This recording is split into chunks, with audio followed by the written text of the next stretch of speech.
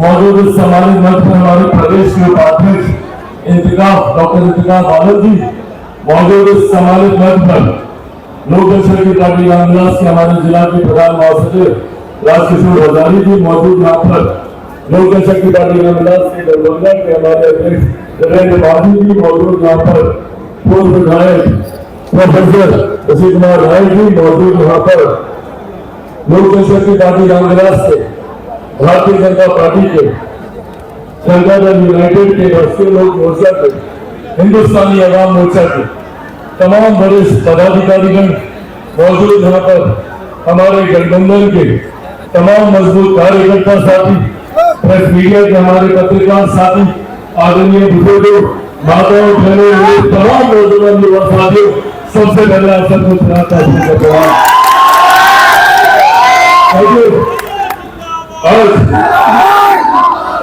आज एक खास अवसर पर आया और दिल से खुशी है मुझे।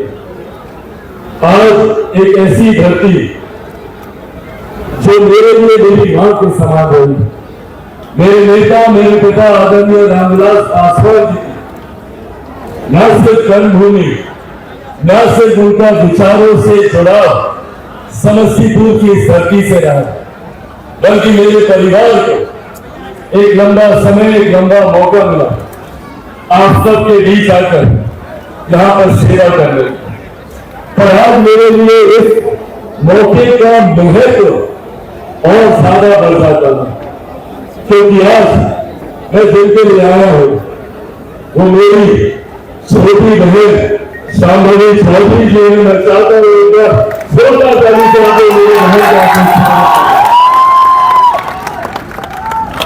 एक भाई और एक पिता, आदरणीय अशोक चौधरी जी की बात कर रहा हूं। एक पिता के लिए, एक भाई के लिए इससे ज्यादा गर्व की बात और कोई नहीं हो सकती जब आपकी बेटी, आपकी बहन आपके सामने इतनी मेहनत, इतनी लगन, इतनी शिद्दत के साथ बिना दिन को दिन समझे, बिना रात को रात समझे, दिन रात आप लोगों के बीच धूल गर्मी, धूल मिट्टी, बिना किसी बात की परवाह किए जिस तरीके से आप लोगों के लिए मेरी बहन मेहनत करने का कार्य करें।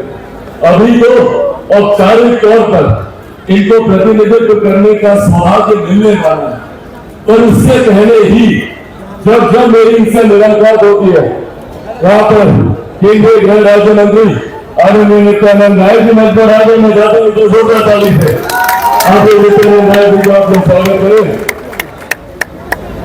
तो जिस मेहनत, जिस लगन के साथ यहाँ पर आप लोगों के बीच आप लोगों के दिल में जगह बनाने का वो प्रयास कर रहे हैं और बहुत खूबसूरती से एक छोटी सी है पर हर दिल में घर करने वाली बात मेरी बहन ने आज आप लोगों के सामने बोली कि एक बेटी कभी धोखा नहीं देती है। एक बेटी को हो जाए, अपनों को कभी मुसीबत में नहीं छोड़ेगी, अपनों को कभी दुख दर्द में अकेला नहीं छोड़ेगी। वो एक बेटी और एक बहन की खूबी है। आज जब यहाँ आप लोग के बीच आया हो, बस यही यात्रा करने आया। शांभवी न सिर्फ मेरी छोटी बहन है, बल्कि युवा, तेज तरार, पढ़ी लिखी, जानकार होना, प्रखर अवस्था, जो कल जब भारत की संसद में जाएंगी और आप लोगों के जुड़े हुए विषयों को जब वो उठाने का काम करेंगी, तो न सिर्फ समस्तीपुर का सर बल्कि पूरे बिहार प्रदेश का सर गौरव से ऊंचा होगा। एक बिहार की बेटी इस तरीके से अपनी बातों को रखे। साथियों, आज जब हम लोग चुनाव की तहरीर पर जरूरी है हमारे प्रधानमंत्री जी का तीसरी बार देश का प्रधानमंत्री बने। हम जहां जहां जा रहे हैं, पहले चरण के मतदान चल रहा है, गया की बात हो, नवादा की बात हो, औरंगाबाद की बात हो या जमुई की बात हो, जहां जहां से भी जानकारी मिल रही है, एक बात तय है, एक बात स्पष्ट, केंद्रीय गठबंधन के हर एक प्रत्याशी की न सिर्फ जीत सुनिश्चित है, बल्कि जब परिणाम आएंगे तो आप जीत के अंतर को देखिएगा।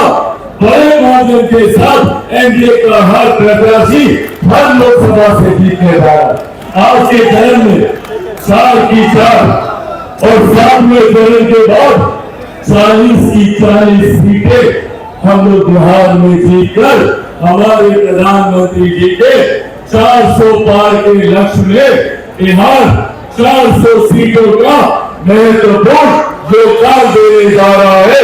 ये बात तय है, इसमें कहीं कोई संदेह नहीं है। साथियों, आज जब मैं प्रधानमंत्री जी को तीसरी बार देश का प्रधानमंत्री बनने की बात करता हूँ, कारण है उसका एक बात यही प्रधानमंत्री है जिनमें ये इच्छा शक्ति है, जिन्होंने भारत की अर्थव्यवस्था को मजबूत करने का काम किया। कुछ लोग कहेंगे कि भैया अर्थव्यवस्था हमारे शास्त्रियों का विषय है, हम लोगों को क्या, पर जो लोग जानते हैं वो लोग समझते हैं कि जब किसी देश की अर्थव्यवस्था मजबूत होती है तो देश के हर राज्य का राजस्व बढ़ता है। जब राज्य का राजस्व बढ़ता है तो हर क्षेत्र का आर्थिक विकास होता है, और जब क्षेत्र का आर्थिक विकास होता है तो हर गरीब व्यक्ति के हाथ में ज्यादा कमाई आती है, प्रति व्यक्ति आय में इजाफा होता है। और यही कारण है कि पिछले 10 सालों में लगभग 25 करोड़ से ज्यादा ऐसे देशवासी जो गरीबी रेखा के नीचे थे, उन लोगों को गरीबी रेखा से बाहर निकालने का काम हमारे प्रधानमंत्री आदरणीय नरेंद्र मोदी जी के द्वारा किया गया। हमारे प्रधानमंत्री ने देश की अर्थव्यवस्था को मजबूती देने का काम किया और अगले 5 साल का लक्ष्य रखा कि इसको तीसरी सबसे मजबूत अर्थव्यवस्था बनाना है। तो वही 2047 तक देश को, हमारे भारत को एक विकसित देश बनाने का लक्ष्य भी रखा गया, जिसकी नींव में जुड़े हुए हर विकास के कार्यों पर काम भी शुरू कर दिया। आज से पहले किसी प्रधानमंत्री ने महिलाओं के स्वास्थ्य की चिंता नहीं की।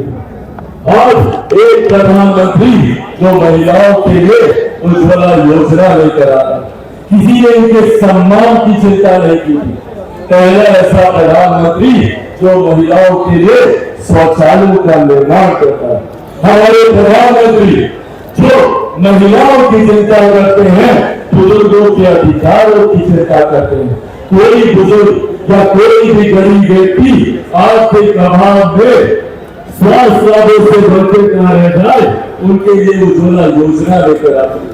और अब तो उज्ज्वला योजना इतनी आसान हो गई, हर वो व्यक्ति जिसको 5 किलो का राशन मिलता है आराम से जाएगा और आयुष्मान योजना के माध्यम से 5 लाख रुपए का मुफ्त में इलाज वो अपना करवा सकता है। हमारे प्रधानमंत्री ने ये इच्छा शक्ति देखी, देश की नहीं दुनिया की सबसे बड़ी गरीब कल्याण की योजना का उन्होंने निर्माण किया। पिछला श्रेय आदरणीय रामविलास पासवान जी को दिया था। हमारे प्रधानमंत्री आदरणीय रामविलास पासवान जी ने ये इच्छा शक्ति दी कि कोरोना काल में जब लोगों को भूखे प्यासे सड़क पर हजारों किलोमीटर की पैदल यात्रा करते हुए हम लोग देख रहे थे, तो उस वक्त मेरे नेता ने प्रधानमंत्री जी के साथ मिलकर देश में प्रधानमंत्री गरीब जन कल्याण योजना का निर्माण किया, जिसके तहत आज भी देश के 81 करोड़ लोगों को मुफ्त राशन दिया जा रहा है। ये प्रधानमंत्री आदरणीय नरेंद्र मोदी जी। साथियों, जिस प्रधानमंत्री ने सड़क से भी हम लोग को सुरक्षित रखा, हम लोग की सीमाओं को सुरक्षित रखा, तो अंतरिक्ष के माध्यम से भी देश कैसे विकास की राह पर आगे चले, इस बात की भी चिंता है। एक प्रधानमंत्री जिन्होंने तमाम मसलों का हल किया, भारत 370 को हटाकर देश में विभाजनकारी तत्वों को समाप्त करने का काम किया, तो वही लंबे समय से जो हम सबका सपना रहा है, भगवान श्री राम को वो एक भव्य मंदिर में अयोध्या के लिए भव्य मंदिर का निर्माण करवाया। महिलाओं के लिए विमेन रिजर्वेशन बिल, नारी शक्ति अधिनियम को लाया। ये तमाम ऐसे कर जो प्रधानमंत्री जी ने, और आज हम विभागियों की जिम्मेदारी और बढ़ रही, क्योंकि एक लंबे समय के बाद बिहार को डबल इंजन की सरकार मिली है। चाहे तरफ केंद्र में सरकार का नेतृत्व प्रधानमंत्री कर रहे हैं, तो बिहार में इसका नेतृत्व हमारे मुख्यमंत्री आदरणीय नीतीश कुमार जी कर रहे हैं, जिनका मजबूती से साथ उपेंद्र कुशवाहा जी, जीतन राम मांझी जी देने का काम कर रहे हैं। साथियों, आज एक ऐसा सुनहरा समय है जहाँ पर देश के विकास को हम लोग गति दे सकते। बगल का राज्य उत्तर प्रदेश देख लीजिए, किस तरीके से उत्तर प्रदेश में डबल इंजन की सरकार ने हर बीते दिन के साथ विकास के कार्य को गति देने का काम किया। आज जब बिहार को ये सौभाग्य मिला, और इसमें कहीं कोई संदेह नहीं है कि 2024 में केंद्र में एनडीए की सरकार बन रही है, तो 25 विधानसभा चुनाव के बाद चुनाव बिहार में एनडीए की सरकार बनने जा रही है, इसमें भी कहीं कोई संदेह, कहीं कोई शंका नहीं। साथियों, हम केवल आप लोगों से करने वाले, आग्रह आप लोगों से करने वाले, ये चुनाव का समय, गंभीर महत्वपूर्ण निर्णय लेने का समय।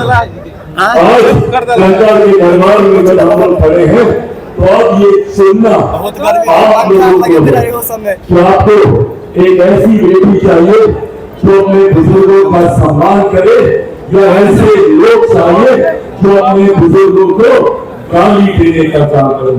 आपको ऐसी बेटी चाहिए जो आपके हक अधिकारों के लिए, महिलाओं के सम्मान के लिए लड़ने का काम करे, या ऐसे लोग चाहिए जो बुजुर्गों, महिलाओं को खुले मन से गाली देने का काम करे। आप सब ने देखा कुछ दिनों पहले किस तरीके से मुझे, मेरे परिवार को, मेरी मां को, मेरी बहन को खुले मन से गाली देने का काम किया। ऐसे नेताओं के सामने गाली देने का काम किया गया जो अपने आप को आने वाले दिनों में बिहार का भविष्य बताते। आप लोग बताइए, क्या आप लोग ऐसे लोग को चुनेंगे जो हमारी माँ बेटियों को गाली देने का काम करे, या ऐसी बेटी को चुनेंगे जो हमारी माँ बहनों को सम्मान देने का काम करे? साथियों, ये निर्णय मैं आप लोगों पर छोड़ कर जाता है, और याद मैं आप लोगों से जरूर करूंगा कि वो दौर भी हम लोगों ने देखा, 90 का दशक भी हम लोगों ने देखा, जब घर से बहन बेटियां माए निकल नहीं सकती, बड़े तादाद का पलायन हुआ। आज भी दूसरे प्रदेशों में हम लोगों के लिहाज से पलायन किए भी 2-3 पीढ़ियां दूसरे प्रदेशों में रहने के मजबूर हैं। इन्हीं लोगों के जंगल रात में 15 साल, और आज यही लोग आएंगे आप लोग के नीचे, और आज तमाम बड़े बड़े वादे करेंगे, फलाना विकास करेंगे, तो ढिकाना करेंगे, तमाम बातें करेंगे, पर जो लोग अपने कार्यकाल में हम लोग का विकास नहीं कर पाए, जो लोग अपने परिवार के सदस्यों के बिहार में शीत के रूप में रहते हुए बिहार का विकास नहीं कर पाए, वो लोग आज जब विकास की बातें करने आते हैं तो वो सिर्फ और सिर्फ एक छलावा है। इसीलिए साथियों, याद आप लोगों, आने वाले दिनों में चुनाव सोच समझकर मतदान हम लोग को करने की जरूरत है, और ये विश्वास जाने से पहले आपको दिलाना चाहता हूँ। अभी कुछ समय पहले हमारे साथी इस बात का जिक्र कर रहे थे कि आप लोग एक नहीं 2 सेवक मिलने वाले हैं। शांतोमी जी मजबूती से केंद्र में प्रधानमंत्री जी के साथ बैठकर आपके समस्याओं का समाधान ढूंढने की, आपकी जुड़ी हुई समस्याओं का हल निकालेगी, तो बड़ी मजबूती से हमारे भाई अशोक चौधरी जी मुख्यमंत्री जी की बगल में बैठकर आप लोगों की समस्या का समाधान करने का काम करेंगे। तो ऐसे में ये परिस्थिति इससे ज्यादा खूबसूरत नहीं हो सकती। जहाँ सीधा आशीर्वाद प्रधानमंत्री जी का भी है, तो वही मुख्यमंत्री जी का भी है। और जब आप मेरी बहन को मजबूत करेंगे, तो हमारे प्रधानमंत्री मजबूत होंगे, आदरणीय मुख्यमंत्री नीतीश कुमार जी मजबूत होंगे। जीतन राम मांझी जी मजबूत होंगे, उपेंद्र कुशवाहा जी मजबूत होंगे और चिराग पासवान भी मजबूत होंगे। की सोच के साथ निकला, उस सोच को धरातल पर उतारने के लिए मुझे मजबूती मिलेगी। ऐसी सोच का धरातल पर उतरना जरूरी है जो महिलाओं के सम्मान, बुजुर्गों के अधिकार और युवाओं के भविष्य की चिंता करे। अपनी बातों को समाप्त करने से पहले मैं हमारे प्रधानमंत्री जी का समस्तीपुर की इस धरती से एक बार धन्यवाद करना चाहता हूँ। जिस तरीके से लंबे समय से